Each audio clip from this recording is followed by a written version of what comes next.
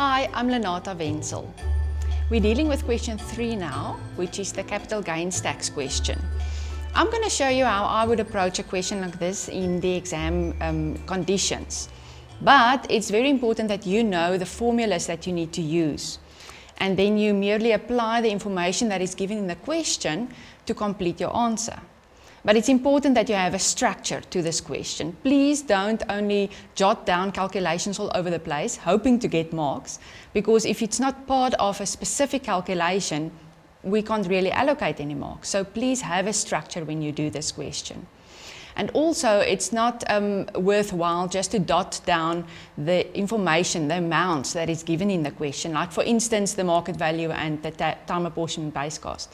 You have to use it as part of the valuation date value calculation to get the marks. So don't waste time just reply or repeating information that is given to you. Use it in a structure, in a calculation that you are actually busy with doing something with.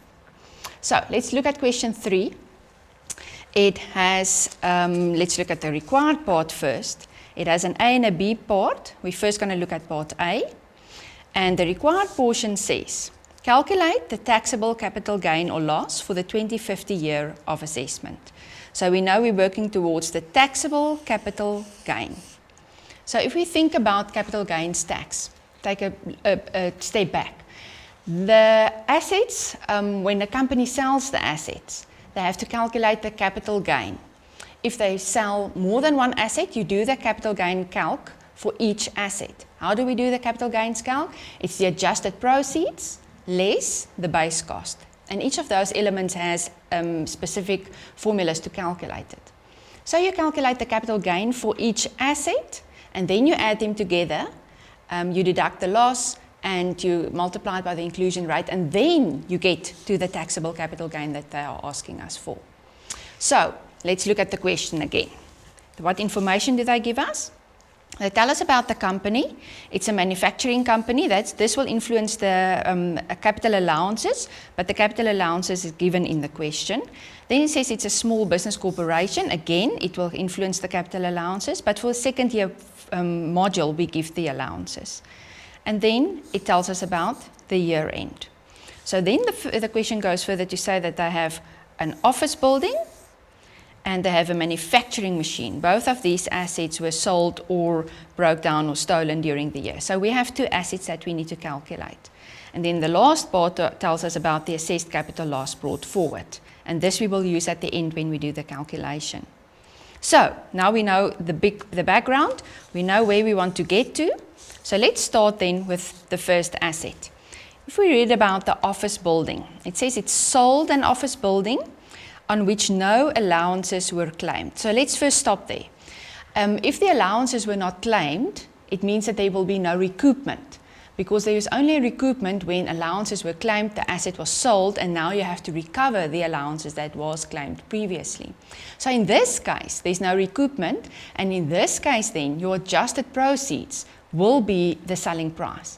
With the second asset, you will see that you have to adjust the selling price with the recoupment to get to the adjusted proceeds that we use for capital gains tax purposes. So this asset has no allowances, and it was sold on 1 January 2050, which is in my current year of assessment, for 2.9 million. This is my proceeds that I'm going to use. The building was acquired for 2.2 million, which is my cost. And it was acquired on 1 March 2042, which tells me it's after 1 October 2001, and this influences the base cost formula that I'm going to use. It also says that the company incurred transfer costs, and these are costs that I need to add to my purchase cost because it's part of the cost to getting the asset into a working order. So when I start with the base cost of the asset, because I'm not going to fiddle with the proceeds right now, I'm taking the original cost of the asset, 2.2 million. And then I have to remember to add the transfer costs, the 180,000, which is part of my purchase price cost. And this will give me the total base cost of 2,380. So I already have the base cost. Now I can deduct the base cost from the proceeds to get to my capital gain. My proceeds is 2.9 million. And from that, I deduct my total base cost, which I've calculated at the top, to get to the capital gain for this asset of 520,000. So there I've done the first asset, the capital gain. That's where I want to get to for the asset. The first asset I've calculated. Now I go on to the second asset. But remember, don't forget about this first asset when you get to the end of the question where we have to add them together. Let's look at the second asset. It's a manufacturing machine, and it was stolen on 1 February from the company's factory. So we have to calculate the capital gain on this asset. The machine was purchased new on 20 November 2048, so it's after 2001. So again, I will use my base cost calculation, and it has a cost of 450. So my cost is 450, and the company was insured for the full replacement cost of the machine, and they got an amount, which is then will be my proceeds of 730,000 in the current year of assessment. The capital allowances is given in the question in this, and this will influence then my recoupment. So the capital allowances is 270,000. And I will now let's get to the base cost later on. I will now calculate the proceeds first for the manufacturing machine. And the first step is to calculate the tax value of this machine, because this will give me the recoupment that I'm going to take off later on. So the cost of the asset was given as 450,000. And to get to the tax value, I will have to deduct the allowances that was given in the question, 270,000. And this will give me the tax value of the asset of 180,000. Now I use this value in my recoupment calculation. The proceeds is 730,000. And from this, I merely deduct the tax value that I have calculated to give me my possible recoupment, 550,000. So the possible recoupment is always limited to the previous allowances claimed on this asset, which was given in the question. So we can't recoup more than was claimed previously on this asset. So my actual recoupment will be limited to the 270,000 allowances that I've claimed. And this then is my recoupment that I will use. So now I can calculate my adjusted proceeds. The adjusted proceeds is the proceeds in the question, 730,000. And I deduct the recoupment that I've calculated above. And this will give me my adjusted proceeds then of 460,000. And there I have the adjusted proceeds, which is my first step in calculating the capital gain for this asset. Now we're going on to the base cost of the asset. And before I'm looking at the calculation for this question, let's look at this summary of the base cost formulas. When you do the base cost calculation, you have to determine whether the asset was acquired, bought, after 2001 or before 2001. If the asset was acquired after 1 October 2001, the formula is quite easy. It's the cost less all the allowances. But if the asset was acquired before 2001, you have to calculate the valuation date value. And we look at this in part B of the question. And you add then costs after 2001. So can you see it's two different formulas, and you have to determine, in other words, which one you're going to use. And this is merely by looking at the acquisition date of the asset. So in our case, if we look at the purchase price, the cost is 450, and it was after 2001, so my formula will be the cost less the allowances. If I calculate my base cost now, the cost is 450, and I deduct the allowances that was given, 270. This will give me then my base cost of 180,000. Do you see that this figure, this amount, 180,000, is the same as the tax value that we've calculated in the proceeds calculation, just on the previous page? So it's the same amount, but it's not the same formula. Do you see that? With the first one, you're calculating the tax value, and with this one, you're calculating the base cost for the capital gain calculation. So although it's the same amount, it may not always end up on the same total amount. So always show us the base cost calculation, even if it is the same as the tax value at the top. Okay, so what's left now? Now we have to deduct the two from each other. The adjusted proceeds, remember I'm going to not use the proceeds, the adjusted proceeds, which I have calculated earlier, is 460,000. I deduct my base cost from it, 180,000, and this then gives me the capital gain for this asset of 280,000. So there I've calculated the capital gain of the second asset. All that's left now is to calculate the taxable capital gain. So I merely bring forward the capital gain of the previous two assets, and for the first asset that was 520,000 on the very first calculation that we did. The manufacturing asset is 280,000. This then gives me the aggregate capital gain for this company for the year of assessment of 800,000. Now, I have to deduct the assessed loss brought forward from the previous year, which they could not utilize. This is 76,000. And this then gives me the net capital gain of 724,000. And then to get to my taxable capital gain, I merely multiply that figure by the inclusion rate, and that is then the calculation for this part A of the question. We've calculated the net taxable capital gain. So let's look at part B of the question. This is now a different scenario where we have an asset that was purchased before 2001, and we're going to look at the valuation date value. So let's first look at what is required. For part B of the question, it says calculate only the base cost amount of the building, which will form part of the capital gains tax calculation for Frames Pty Limited for the 2050 year of assessment. So I'm not going to even look at the proceeds calculation because it says only the base cost.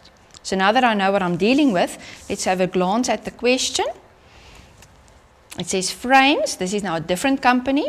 They acquired a factory building at a cost of 8.5 million on 1 December 2000. So do you see this is before 1 October 2001. So this is my cost. I'm going to say before 2001. And then if I read further on, it was brought into use directly in the process of manufacture. So this will influence the capital allowances that I will claim. But the capital allowances is actually given in the question. It says the building was sold in the current year of assessment and the capital allowances was 8.5 million. So this is my capital allowances which I will use. Assume that the adjusted proceeds for capital gains tax purposes is that amount. So they've already given the adjusted proceeds to me, and that's why I'm not required to do the whole calculation. Now the adjusted proceeds is not only used in the formula that says adjusted proceeds less base cost, which gives you the capital gain. The adjusted proceeds amount is used in the valuation date value calculation to determine what is the valuation date value, which is going to be used in the calculation of the base cost. And that's why the figure is given. So we must note on that and use it. Other information that they give us is that the valuation costs of 25,000 were incurred, and that was in 2002. So this is another cost relating to the asset, but it was after 2001. So this is my cost post 2001. And then the market value is given, the time apportionment base cost is given, and that I will use then in my valuation date value. It says that the year of assessment ends on 31 March 2050, and this transaction happened in my current year of assessment. So the first step to this question is to do the valuation date value calculation and then add the costs of the 2001. Why do I say that? Because if I look at my formula for the base cost, this asset was acquired before 2001, and it is the valuation date value plus cost of the 2001.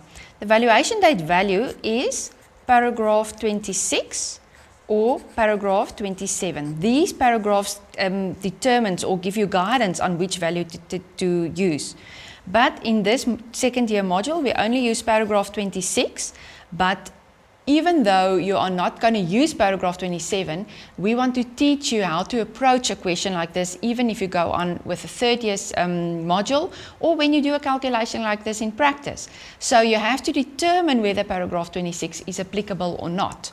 And that you do by comparing the proceeds with the total cost. So let's do that. That's the first step. So we look at the total cost of the asset. The total cost would be the cost before 2001 plus the cost after 2001.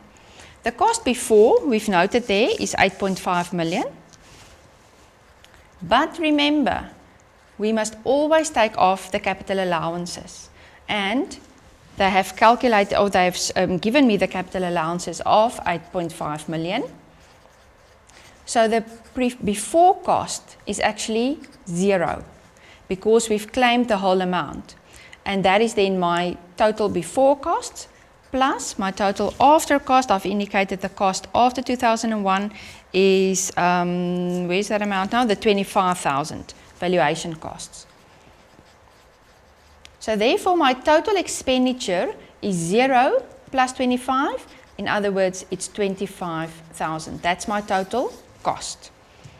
Now I've looked at the adjusted proceeds. The adjusted proceeds was given in the question, 9,475 000. So obviously the proceeds is more than the cost, and that is why I will use paragraph 26. So this manner of showing why you are choosing paragraph 26 is important in the question. Although you will always end up with paragraph 26 in this module, you must show us how you think and what you take into account.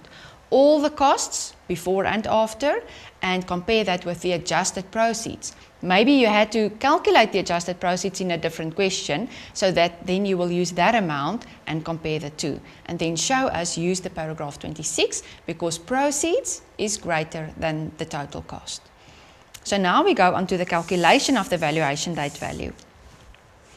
Then you show us the valuation date value is always the greater of those three values. And the market value will always be given in the question. They told us the market value is 3,250 000. The tab, the time apportionment base cost, will also be given in the question always. And now the 20% rule I will have to calculate. The 20% says it's 20% times the proceeds, always the adjusted proceeds, less costs after less costs after 2001. So my adjusted proceeds I will use there. And then I take off the costs after 2001. It's my cost post, and it's the 25,000. This now gives me an amount of 1,890 000, because I've taken that amount, that subtotal, times 20%, and this gives me the 20% rule value. Now I compare the three with each other, and it's clear that the market value is the highest, and that you have to indicate. The market value is the highest, so my valuation date value is 3,250 000. Now note, this is not the base cost. This is the valuation date value. I have to go further to calculate the base cost. So now I will indicate that my valuation date value is the one that I've determined there at the top as the greater of the three. and I add my costs after 2001, which is 25,000. And this then gives me the base cost of 3,275,000. Let's look at the required portion. Calculate only the base cost, and this is where we've ended up. So I'm finished with part B of the question. So there we've looked at this whole question. The aspects given in this question is not always the same as other questions that you will get. So we've dealt with things that was asked in this question, but there's lots of other theory and other scenarios that you should always also know. So go back to your study guide and to your textbook and go through everything so that you know what capital gains tax is all about and know every little bit of it. Remember the structure. When you start a question, have a structure, apply the information, and then get to your answer. I hope this has helped you.